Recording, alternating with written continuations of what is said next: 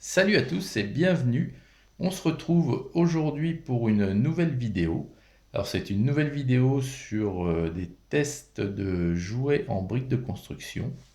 Et aujourd'hui, je vais vous tester avec grand plaisir ce modèle-ci. Alors je ne peux pas mettre la boîte un peu plus droite parce qu'elle est énorme par rapport au cadre. Donc c'est un char de nouveau.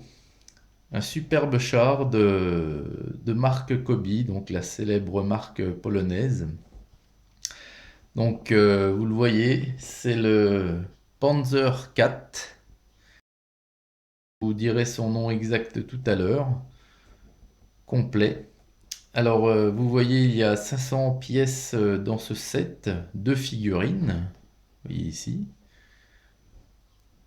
Et avec cette boîte, vous pouvez, si vous le souhaitez, faire trois chars différents. Enfin, c'est surtout au niveau de la tourelle que ça se joue. Et puis des protections latérales qui s'appellent des protections Schurzen.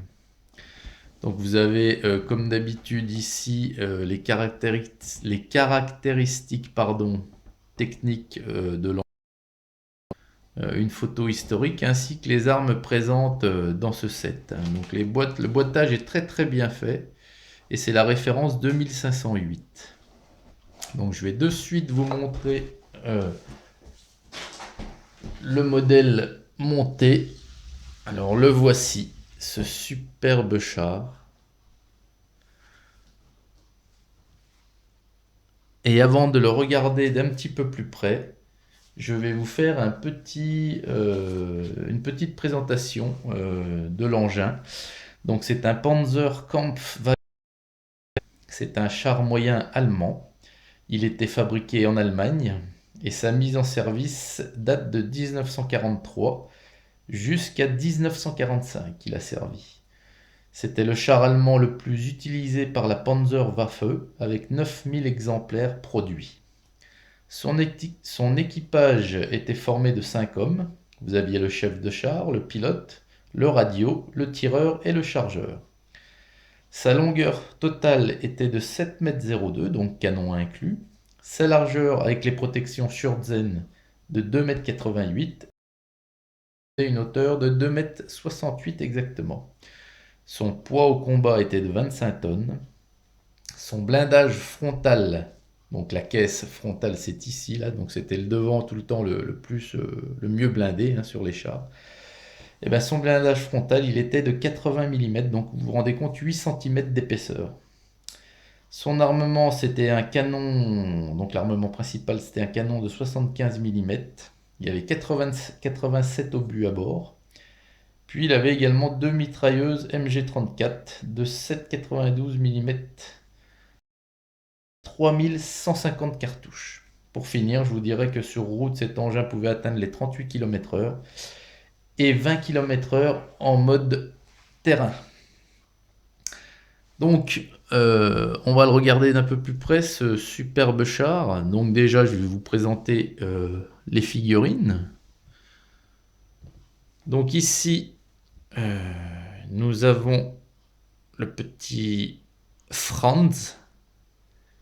Donc, très belle figurine. Alors, je suis dans une pièce où la lumière est allumée, donc il fait très très gris ce matin, donc ça déforme un peu les couleurs. Donc son uniforme à ce brave Franz est gris foncé, hein, gris Panzer, avec la cocarde allemande sur le côté, et puis là l'aigle. Donc voilà, hein, armé d'un fusil. Donc nous avons Franz. Puis nous avons donc le chef de char. Ouais. Donc lui, c'est Karl Heinz. Donc un très très joli costume hein, avec la croix de Malte, l'aigle. Et puis il a un képi. Et vous voyez, toujours des têtes aussi, une cicatrice, les sourcils froncés. Mais ce sont de figurines très très sympas. Moi j'aime beaucoup. Donc voilà. Alors, le char en lui-même, déjà, qu'est-ce qu'on... Visuellement, il est très très beau. Très très beau, très très mastoc. Vous voyez, le pot d'échappement. On a ici... alors attendez, on peut ouvrir, mais avec les protections, c'est un peu galère. Parce que comme vous avez plusieurs modes de fabrication, on a ici le moteur. Je ne sais pas si vous le voyez, il est à l'intérieur, mais avec la protection Schurzhen, le tour de la tourelle. Donc c'est pas la meilleure configuration du char pour apercevoir le moteur. Donc, voilà.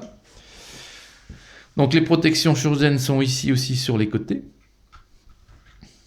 Donc si vous pouvez les ôter, il n'y a pas de souci, vous voyez. Ça laisse apparaître